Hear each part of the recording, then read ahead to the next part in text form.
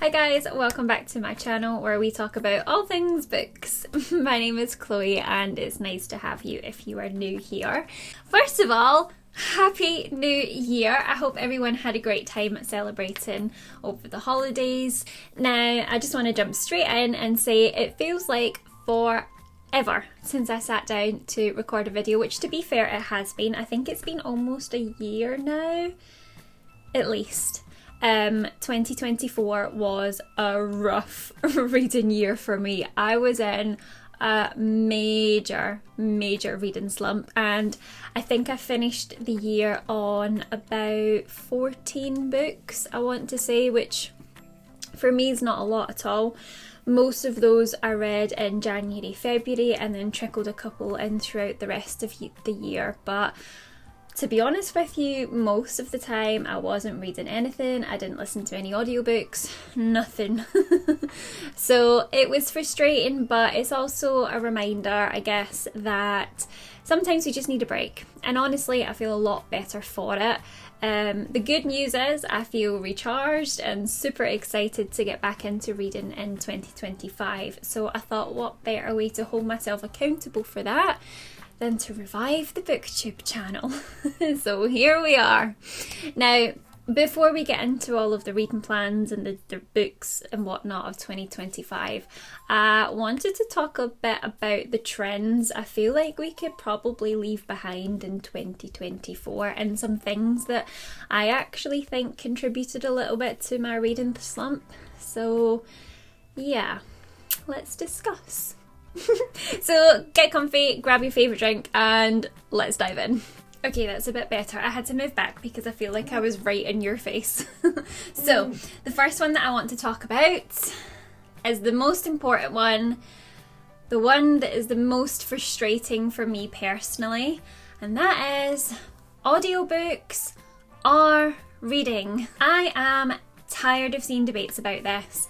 Along with my reading slump came a Bookish social media hiatus. I haven't really been on BookTok or Bookstagram or BookTube, whatever you want to watch or call it, for almost the whole of 2024. I've been dipping in and out here and there, but I've seen so much recently, especially since I've been starting to get back into it, about people saying that audiobooks shouldn't be considered reading and you shouldn't be counting those books towards your end of year goals.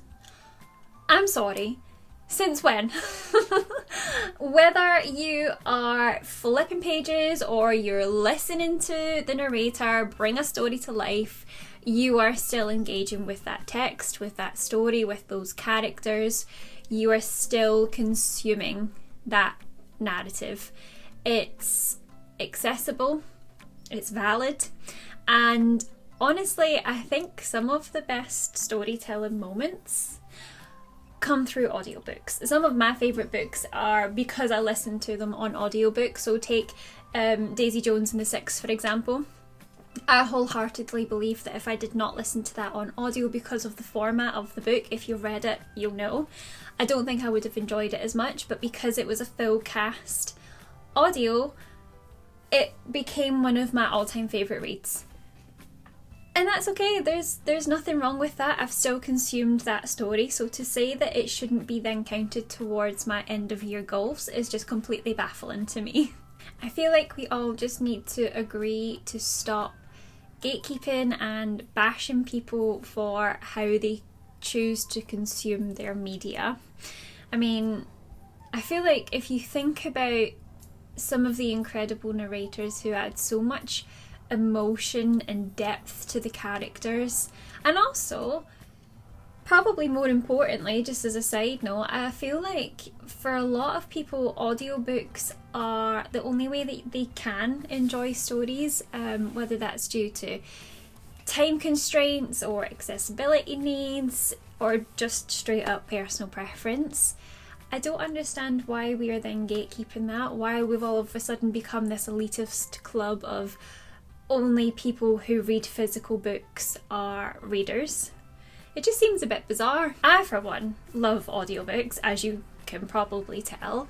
I work a very traditional 9 to 5, although let's be honest, nowadays it's more like an 8 till 6, and there's an hour commute on either side, so it's like 7 to 7, so that's 12 hours of my day that I'm out of the house. I can't be sitting there reading a book whilst I'm driving to work or whilst I'm in work. It's just not practical. So to be able to put an audiobook on the in the car when I'm driving, or just to have on the background whilst I'm going about doing what I need to do throughout the day, it makes life so much easier, and it means that I can actually get to the stories that I want to read and start chipping away at my death pile because my TBR is out of hand. Now, I get it, no, it's not reading in the traditional sense, as in you don't have a book there and you're not turning the pages physically. But to say that it's not counted as reading, and to say that it shouldn't be counted towards your end of year goals, is just wild. Also, just to slip off into a slight tangent, can we talk about this growing trend of skipping books just to get to the dialogue? I've noticed this a lot more since I've started to get back into book talk again, where people are saying that there's too many words on a page and there's too much information. So I feel like if we're going to talk about what constitutes reading and what counts as reading, we really ought to discuss that as well. Now, first of all, I don't think that we should be policing how people consume books. That was the whole point of the audiobook discussion to begin with, because at the end of the day, it's a hobby and it's really not that deep. Let's get real. And look, I get it, not everybody loves dense prose or elaborate world building, but I feel like we need to be careful that we're not oversimplifying books. I feel like we'll get to a point where we're losing the art of critical reading. You know, those descriptive paragraphs are there for a reason. They are creating atmosphere and they're building the world, and often they just reveal deeper layers of the story or the characters. And I think if we reduce books to just dialogue and plot points, we risk turning those complex, meaningful worlds into something shallow. So, can we just all slow down? Let's just take our time, appreciate the craft that goes into reading. It's not just about finishing as many books as you can, you know, just to tick it off for your Goodreads goal. It's about experiencing the journey as well. That's my little preachy section over. With that being said, I think in 2025 we need to just celebrate all forms of reading, because at the end of the day it is about the story and the experience, not the medium or the number of books that you get through. But perhaps maybe we could just have less of the complaining that there's too many words in a book. Please. Okay, number 2 on the list is special edition overload. Multiple special editions or constant cover changes is just too much. Now, look, I'm guilty of this. I love a pretty book cover as much as the next person, and I myself have been known to buy multiple editions of a book when a new special edition of it is released. However, let's get real. Do we really need 5 different versions of a book to be released, all within a few months of each other? Probably not. It's a bit wasteful, but I get it. Special editions are a collector's dream, and we all want to have those beautiful aesthetic bookshelves in the background. And it's fun when we can celebrate milestones or anniversaries, but when publishers start churning out variations of the same book, it feels less about celebrating the book and just cashing in on our FOMO. I think this has been becoming more and more prevalent over the last couple of years, especially. I mean, I remember during the Fourth Wing / Iron Flame hype, when those books came out, there were multiple special editions of the book being released all at the same time. It was like every retailer had their own version of the book, and there was people who were buying and collecting every single version. And look, it's their money. If that's what they want to do, then that's fine. But I kind of feel like that takes away from the whole point of it being a special edition. Is it really special if everyone's doing it? I don't think it is. Also, I saw recently a Sally Rooney book. I can't remember which of the books it was, but it was the same cover that they had released, just in about 4 or 5 different colorways. So it would be the same cover in green and blue and yellow and red, and I just, why? What's the point? It just seems a bit wasteful. I just don't understand why the publishing industry has turned into this mass over-consumerism machine. Well, I do, because at the end of the day it's a business, and if the demand is there, then they'll keep up the supply. But really, I just feel like it's getting a bit much. Also, on a similar sort of vibe, and one thing that does really rile me, because I can kind of understand people wanting to buy special editions of books. Like I said, it's their money. If that's how they want to spend it, then cool.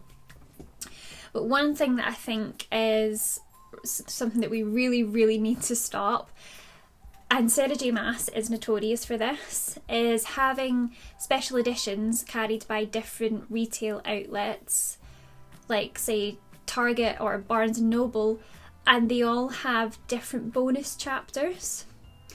So you need to buy 3 or 4 different versions of the same book just to get all of the content or the additional material that comes with it. And I just don't see why, if you're gonna do all of that, why not have the regular version of the book and then have one special edition with all of the extra material and content in it included, as opposed to printing a chapter for this store and a chapter for that store and so on. It's ludicrous. I mean, I get it, it's to make money and it's so that we put more into this publishing machine, but it just feels like it's getting a little bit out of hand. Also, while we're talking about Sarah J Maas, who, by the way, I love, is one of my favourite authors, she just happens to be the most prevalent example that I can think of off of the top of my head. But can we talk about cover changes in the middle of series? Rest in peace, my matching sets of dreams. It's frustrating when you buy a series in one cover and you're trying to build a cohesive collection only to have a mismatched set because someone decided to rebrand halfway through the series. Publishers, I am begging you, please. Let's focus on quality over quantity going into 2025 and give us all a little bit of breathing space between releases. Please and thank you. Okay, this one is kind of annoying too, but review bombing on Goodreads. Guys, why are we leaving ratings, whether they're 1 star or 5 star, for books that aren't even out yet? What is going on? Case in point, Onyx Storm. I went onto Goodreads yesterday to check what the release date for this book was, and can someone please explain why this book has almost 2,000 ratings when it's not even out yet? It's not due out until almost the end of January 2025, and it's got almost 2,000 ratings. Almost 1,500 of them, by the way, are 5-star ratings, and then there's a couple hundred 1 stars, and I think the 1-star reviews are almost more frustrating than the 5 stars, because it's people hating on the book just for the sake of hating it, because they're sick of the hype, or because they didn't like the author, or they're just doing it to be trolled. I don't get it. Do you really have that much time on your hands that you've got nothing better to be doing than leaving 1-star reviews for a book that's not even been released, let alone that you've read. It is a battlefield of ratings, and that kind of behaviour doesn't just hurt the author, it skews the perception of books for potential readers as well. I mean, this book's got a 4 point something, I think it's about a 4.4 or 5 average rating already. It could be total garbage when it comes out. I don't think it will be, but it could be. And it's already got an almost 5-star average rating. Reviews are supposed to help readers decide if a book is right for them, not serve as a battleground for personal grievances or assumptions. And let's not forget that authors put their hearts and souls into the works. And if you've got legitimate feedback for that book after reading it, then fine, by all means tell the world about it, because I've done it myself. I've left 1 and 2-star reviews for books that I have read and didn't enjoy, but trashing it before it's even hit the shelves, that's not it. Come on guys, let's focus on thoughtful, constructive reviews and leave the drama out of it. Same goes for leaving the 5-star reviews. Can we please just rate the books after they're released and we've already read them? Thank you. That's all I'll say on that matter. Okay. This one.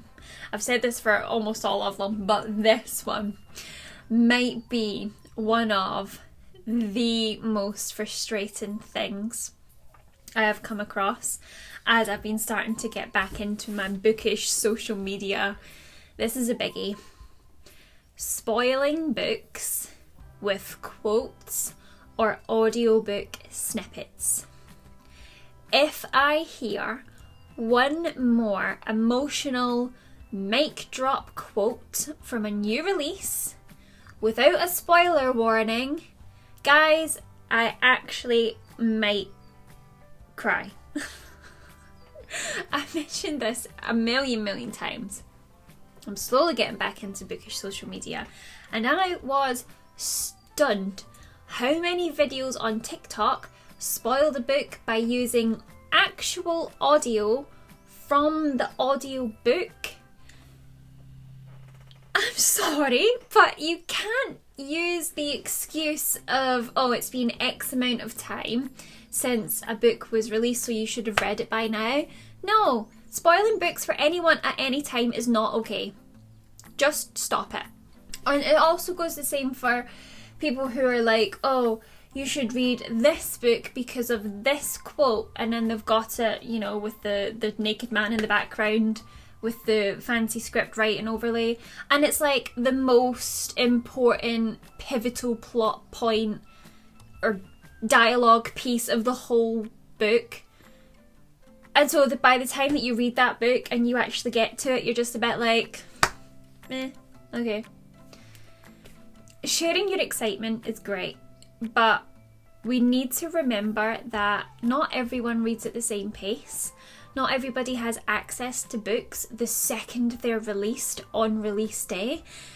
And when you get a major plot twist or a climactic scene with no context or warning, it ruins the experience for others. And it's kind of like unwrapping someone's Christmas present before they've had a chance to open it. You just wouldn't do it. So I feel like we need to start in 2025 exercising some spoiler etiquette and use tags or give warnings, or better yet, just save the juicy moments for private conversations with other people who have already read the book. There is no excuse to be spoiling books for anybody in 2025. None. Okay, this is my last one, I promise, because I feel like I'm getting a little bit preachy now. And I think this might be a bit more of a me problem, maybe. I'm not sure. You guys can tell me if you feel the same about this, or any of the points that I've brought up, really, to be fair. But can we bring back blurbs on book covers? instead of authors' one-liners. So a blurb or a synopsis for any Americans that are watching. You know, that just that little description on the back of the book, or even in the inside cover. I prefer not on the back, but if it has to be on the inside flap, then that's fine. That just gives a little snippet, without spoiling it, just a little snippet of what the book's about to intrigue you and draw you in and make you think, yes, I do want to read this book. I am all for authors supporting fellow authors, but writing a masterpiece or breathtaking doesn't tell me much about the book. What happened to the good old days when the covers gave you a little sneak peek into the story? I think a well-crafted blurb can really pull you in. It sets the tone and it gives you just enough detail and intrigue to make you want to dive in. Quotes from other authors are nice, but they don't do the heavy lifting and tell us what the book's about. I actually picked up a book the other day. In fact, I'm gonna go get it because... Oh, did you hear that? That's annoying. I'm gonna go get it because I picked up a book from my own shelf the other day and I was trying to decide whether I wanted to add it to my January TBR, so I thought, let's just see what this is about. Nothing. There is no description anywhere to be found on this book. Hang on, I'm gonna go find it. Okay, I found it. It is A Tempest of Tea. Now, granted, this is a Fairy Loot edition. However, I did check, and all of my other Fairy Loot editions have some sort of synopsis or blurb somewhere on the book, so that's no excuse. But look, there's nothing on the back. There's nothing on the inside cover. There's nothing on the naked book. It's not on the back. Nothing. I have no idea what this book is about. Just, there's no information. Until...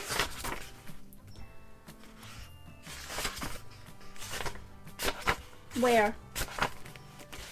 Nowhere. There's no information. Nope.